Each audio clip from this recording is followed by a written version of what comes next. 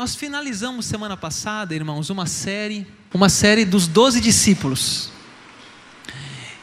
E eu fiquei pensando, o que falar com vocês aqui numa sequência de uma série tão bonita, falando de Pedro, Tiago, João, falando de Natanael, Filipe, Judas Iscariote, semana passada. O que nós poderíamos falar aqui hoje? E me lembrei de um personagem da Bíblia que chama apóstolo Paulo. E a pergunta é: Paulo, um apóstolo, né? Será que Paulo pode ser considerado um dos 12? Ou um a mais desses 12? O 13º, né? Nesse time? E eu quero falar com vocês um pouquinho sobre a vida desse homem. Vamos ver na tela o texto? Olha o que ele escreve em Gálatas 1:1, podemos ler juntos? Paulo, apóstolo, não da parte de homens, nem por intermédio de homem algum, mas por Jesus Cristo e por Deus Pai, que o ressuscitou dentre os mortos. Irmãos, estava lendo um livro de um pastor presbiteriano chamado Augusto Nicodemos, e esse pastor ele dizia que Paulo sim pode ser considerado como um dos apóstolos. Por quê? Qual é o argumento do livro e da tese? Porque Paulo, ele viu Jesus Cristo lá naquela época, há 2000 anos atrás. Cristo apareceu para ele ressurreto, logo no começo da igreja primitiva. Segundo motivo, Jesus o comissionou para ser o apóstolo dos gentios, levar o evangelho para aqueles que não eram judeus. E terceiro, a vida de Paulo é marcada pelo sofrimento. Então essas três marcas o fazem um apóstolo, tá? Um apóstolo. Ele é reconhecido também como um apóstolo, mesmo que ele não foi do primeiro grupo dos 12. Realmente ele não estava no grupo dos 12. Mas se você vê a atuação de Paulo no Novo Testamento, você vai ver que ele era assim, um homem muito importante naqueles dias. Inclusive foi o escritor da metade do Novo Testamento. O Novo Testamento tem 27 livros, Paulo escreveu 13. E se Hebreus for dele, que há dúvida, 14, ou seja, ele escreveu mais da metade. 27 dividido por 2 dá 13,5. Se for 14, ele já é o maior escritor, mais da metade do Novo Testamento. Então, ele já é o maior, né? Aí vai ser mais da metade. Então, irmãos, veja bem, Paulo, sim, é respeitado. Os livros de Paulo, que estão na Bíblia, são considerados livros inspirados por Deus. São considerados, sim, em pé de igualdade com os 12, fechando esse grupo restrito de apóstolos de Cristo. Na igreja presbiteriana independente, nós não usamos esse termo apóstolo. Então você não vai ver nenhum pastor da igreja presbiteriana denominando-se um apóstolo, porque a gente entende que apóstolo se encerrou naquela época. Apóstolos são somente esses homens, os 12 e Paulo.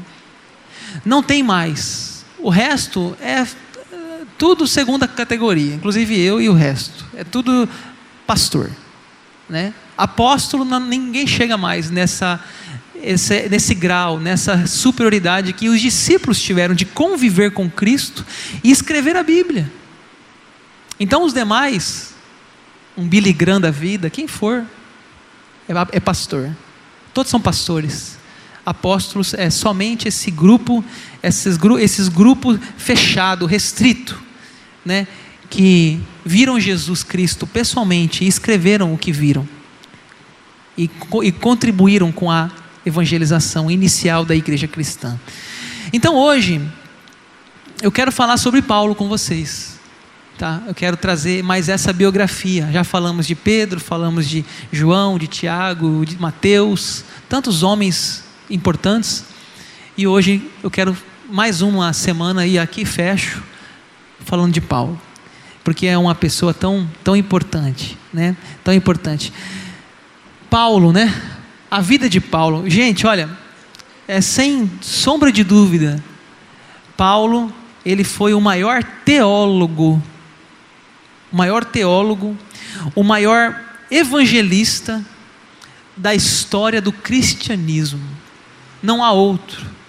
Paulo é o maior teólogo, tanto que os discípulos, o Pedro mesmo, por exemplo, escreve na sua carta, ele fala assim: Paulo escreve coisas difíceis de entender. Olha o que Pedro disse. Pedro lá, você pega as cartas de Pedro, você lê lá. Pedro disse: Paulo escreve coisas difíceis de entender, porque ele tinha uma mente brilhante. Era um teólogo. Você pega o livro de Romanos, irmãos. Ó profundidade da riqueza. Quem conheceu a mente do Senhor? Quem foi o seu conselheiro? Olha o que o homem escreve. Porque dele, por ele e para ele são todas as coisas. Olha, gente, é fabuloso.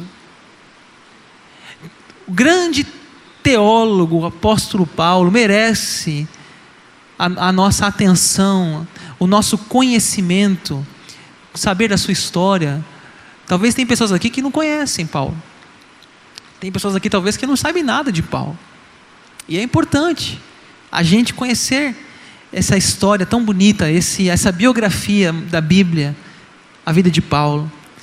Eu vou começar lá, irmãos, quando Saulo ainda era um perseguidor. Vamos ver na tela, numa linguagem única. O data show eu creio que está bem legível ali agora. Vamos ler lá, o Atos 7:58, vamos lá? E, lançando fora da cidade, o apedrejaram. As testemunhas deixaram suas vestes aos pés de um jovem chamado Saulo. Esse é o Paulo, tá? E apedrejavam Estevão, que invocava e dizia: Senhor Jesus, recebe o meu espírito. Saulo é o nome dele, é o primeiro nome dele, hebreu, Saulo, né? Depois o nome dele vai ser Paulo, que é o nome mais cultural da época, mais helênico, é o nome grego, Paulo. Mas Saulo demonstra um nome, não é, o caso de Paulo não é aquele caso, por exemplo, de ser mudado o nome, como aconteceu lá em Gênesis, né, com Israel, Jacó e Israel. Não é o caso, é o mesmo nome, Saulo, Paulo. Então, ali quando fala um jovem chamado Saulo, é o Paulo, né? É o Paulo. Não houve uma mudança de nome, tá? Não houve assim um toque e Jesus falou: vou te mudar o nome de você. Não está isso na Bíblia. É o mesmo nome, Saulo e Paulo, tá? Só que são formas de pronunciar esse nome. Então, olha lá, o que ele fazia?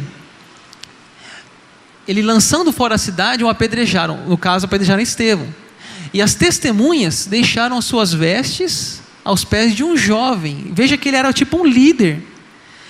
A primeira cena que aparece Saulo, que é o Saulo de Tarso, né? É uma cena triste, sangrenta, né? Se fosse um artista fosse pintar esse Saulo aqui, ia ser uma obra triste, pesada, porque não é um lindo início. E é interessante, né? Tem pessoas que começam bem, terminam mal. Tem pessoas que começam mal e terminam bem. Tem pessoas que começam bem e terminam bem. Paulo começou mal, começou perseguindo, mas terminou bem. Então não importa como a gente começa a nossa vida com Deus, importa como a gente termina. Então não importa o que você fez no passado, importa hoje você conhecer a palavra de Deus. Então, olha que homem tão lindo, a vida dele, já falei aqui, o maior escritor da Bíblia, começou mal, perseguindo, matando, né, apedrejando pessoas, assassinando pessoas. Ele era um homem que ele achava que ele fazer isso, que ele fazia, ele estava agradando a Deus. Ele achava, porque ele era um fariseu. Ele achava que ele perseguindo, ele estava fazendo uma boa coisa, perseguindo os discípulos de Cristo. Ele achava isso. Vamos ver um pouquinho da sua biografia. Ele é um judeu nascido em Tarso, né? Ele é um judeu nascido em Tarso. Vamos ler juntos Atos 21:39, vamos lá? Eu sou judeu, natural de Tarso, cidade não insignificante da Cilícia. Então veja aí, aparece. Onde ele nasceu? Ele nasceu em Tarso. E ele era o quê? Judeu. Eu sou judeu. Os pais dele eram judeus. Ele nasceu um judeu, tá? Então ele tinha sangue judeu. A infância dele, vamos ver, infância, vamos ver na tela, Filipenses 3,5, vamos lá? Circuncidado ao 8º dia, da linhagem de Israel, da tribo de Benjamim, hebreu de hebreus, quanto à lei, fariseu. Olha lá, como ele era judeu, ao 8º dia a criança era circuncidada. Hoje nós chamamos de batismo. A nova aliança é o batismo. Nós batizamos as crianças na igreja presbiteriana. Então ele foi circuncidado, ele foi apresentado. Veja que ele era de linhagem nobre, da tribo de Benjamim, hebreu dos hebreus. Veja que ele cresceu naquele ambiente já do Antigo Testamento, falando de Moisés, falando dos Salmos, falando dos profetas. Ele cresceu nesse ambiente. E na adolescência dele, vamos ler lá a adolescência dele, Gálatas 1,14, vamos ver? E na minha nação, quanto ao judaísmo, avantajava-me a muitos da minha idade, sendo extremamente zeloso das tradições de meus pais. Veja bem, quando ele era adolescente, 13, 14, 15, 16, 17 anos, ele se destacava. A Bíblia diz, avantajava-me a muitos da minha idade. Ou seja, colocava Paulo, pergunta da escola dominical, quem foi que escreveu o Pentateuco? Paulo dizia, Moisés. Não, Paulo chega, já participou, deixa uma vez para o outro aí, Paulo. Era um menino, aquela mente brilhante. Ele se avantajava, ele tinha um destaque, ele tinha aquela mente assim, prismática, privilegiada. Alguns falam que a memória fotográfica, você lê uma coisa e grava na cabeça aquilo, é um privilégio, pessoas assim. Então ele era assim, ele era privilegiado, ele avantajava de muitos da idade dele, e ele era o quê? Zeloso da tradição que ele recebeu, o judaísmo. E a juventude dele, vamos ler Filipenses 3,6, quanto ao zelo, perseguidor da igreja, quanto à justiça que há na lei, irrepreensível. Ele foi um jovem que não ia em balada, que não ia em boate, que não escutava funk. Ele era irrepreensível. O que é irrepreensível? Não tem nada que repreender, que corrigir. Ele fala que ele era zeloso, irrepreensível. Ele ia para a sinagoga, ia para o culto, ele buscava colocar a palavra de Deus em prioridade na sua vida.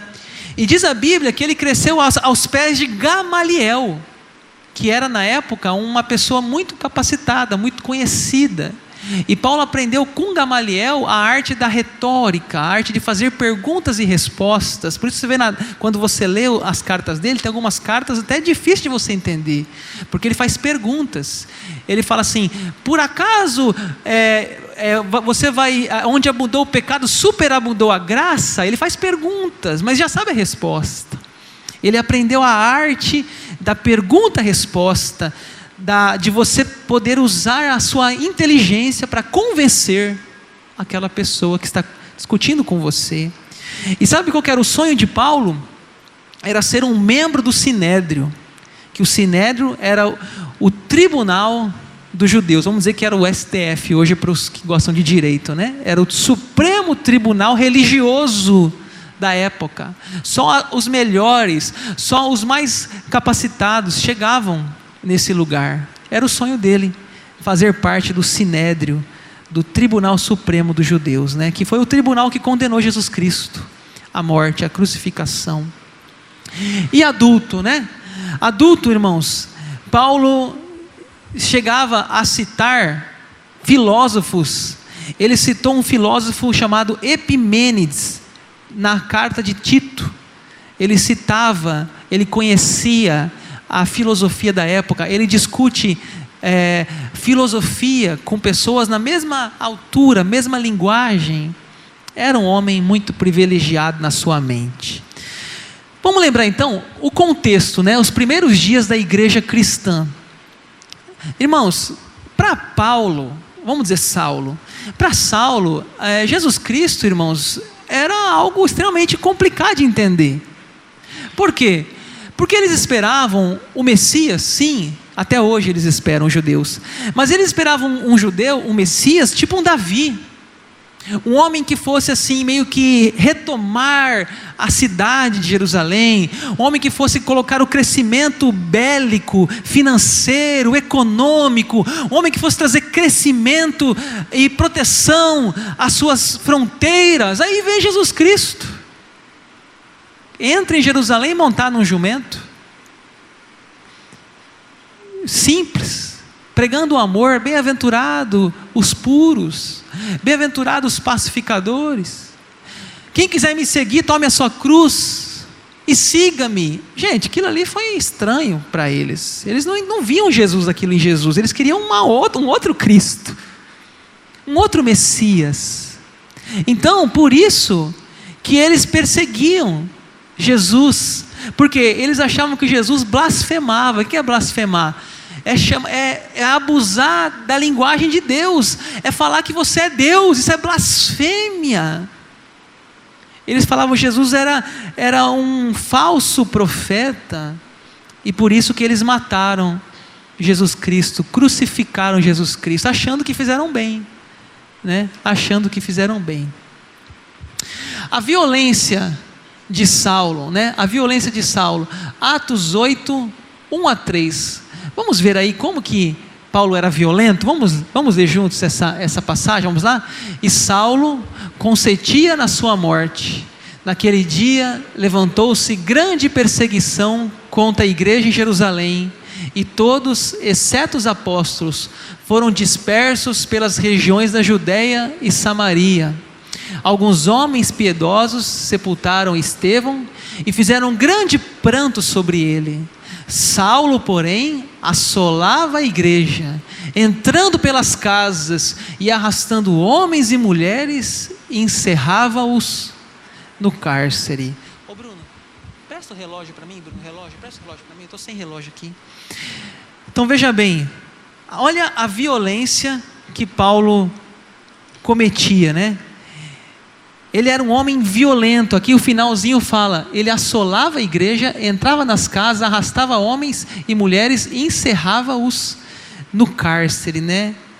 Ele era um homem muito violento, muito violento. Viagem para Damasco, aqui vai ser o encontro dele com Cristo.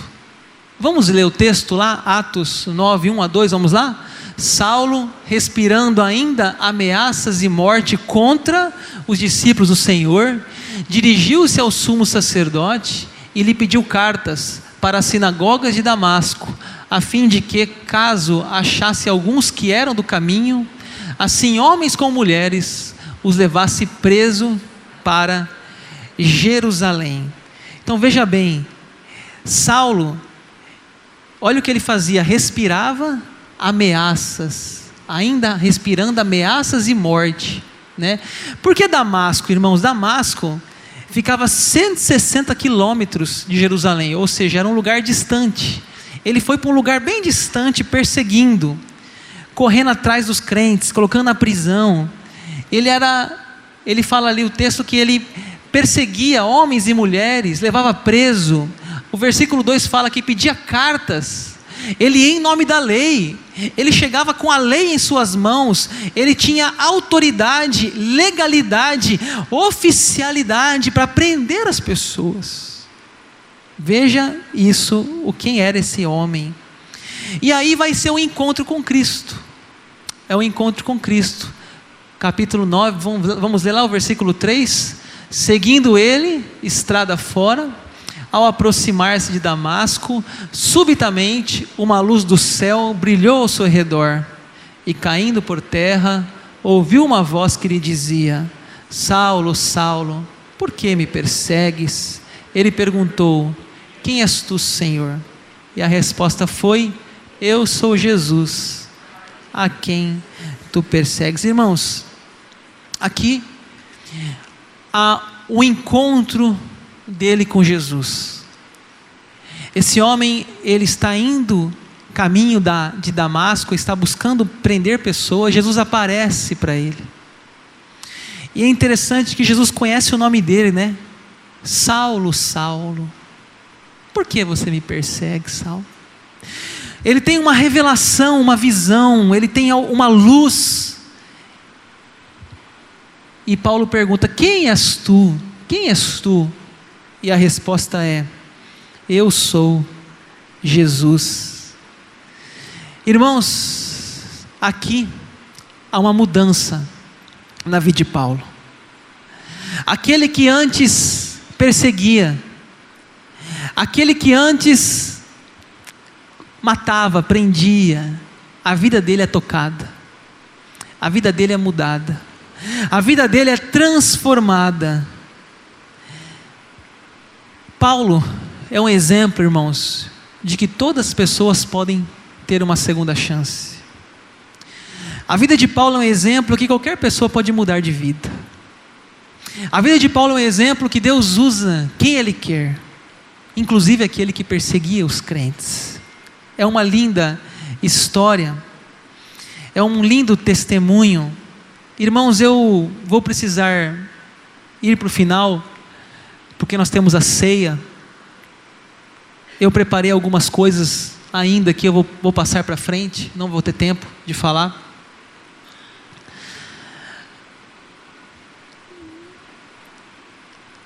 Vou para a conclusão. O que Paulo fez? Escute bem. Paulo se converteu a Cristo, transformou-se em um pregador do Evangelho.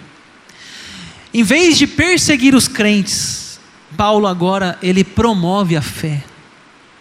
Em vez de tapar a boca dos crentes, ele agora usa a sua boca para testemunhar Cristo. Ele pregou em prisão, ele pregou doente, ele pregou nos lares, no templo, nas ruas, na praça, ele pregou numa praia, diz Atos, ele pregou num navio, diz Atos dos Apóstolos. De um devastador, de um perseguidor, virou um plantador de igreja, não só um plantador, mas um cuidador. Ele escrevia cartas para aquelas igrejas: como vocês estão? Saúdo a igreja tal. Irmãos, ele foi o maior escritor, e as cartas dele não são mais agora para prender, não são mais agora para colocar refém, mas são cartas para levar paz, para levar Jesus, cartas que são conhecidas por toda a humanidade. 1 Coríntios 13, o amor não arde em ciúmes, o amor não se exaspera, o amor não ressente do mal, tudo sofre, tudo crê, tudo espera. Renato Russo fez uma música. As cartas de Paulo são conhecidas mundialmente. Essas cartas são alimentos para crentes diariamente. Cartas que foram produzidas muitas na prisão, no sofrimento. Cartas que foram produzidas nas lágrimas. Uma delas, Filipenses, ele diz: tudo posso naquele que me fortalece. É bonito, irmãos, é bonita a história de Paulo, e eu quero finalizar porque nós temos a ceia com o texto de Timóteo. Essa é a última carta que ele escreveu, é a 2 Timóteo, é os últimos versículos da vida dele. Vamos ler lá que está na tela para a gente finalizar? Quanto a mim, estou sendo já oferecido por libação, e o tempo da minha partida é chegado. Combati o bom combate, completei a carreira e guardei a fé. Já agora a coroa da justiça me está guardada, a qual o Senhor, reto juiz, me dará naquele dia, e não somente a mim, mas também a todos quantos amam a sua vinda. Ele está dizendo isso. Final da vida, Paulo velho, eu não tenho tempo, irmãos, para contar toda a história da vida dele, precisaria de horas e horas. Ele diz: combati o bom combate, completei a carreira, guardei a fé, eu estou para ser morto. E ele foi morto, uma guilhotina romana, cabeça para um lado, corpo por outro, tombou o apóstolo Paulo. Mas as cartas dele estão vivas, atuais, são palavras de paz, de incentivo, palavras que nos fazem cada dia combater o bom combate, completar a carreira e guardar a fé. Amém?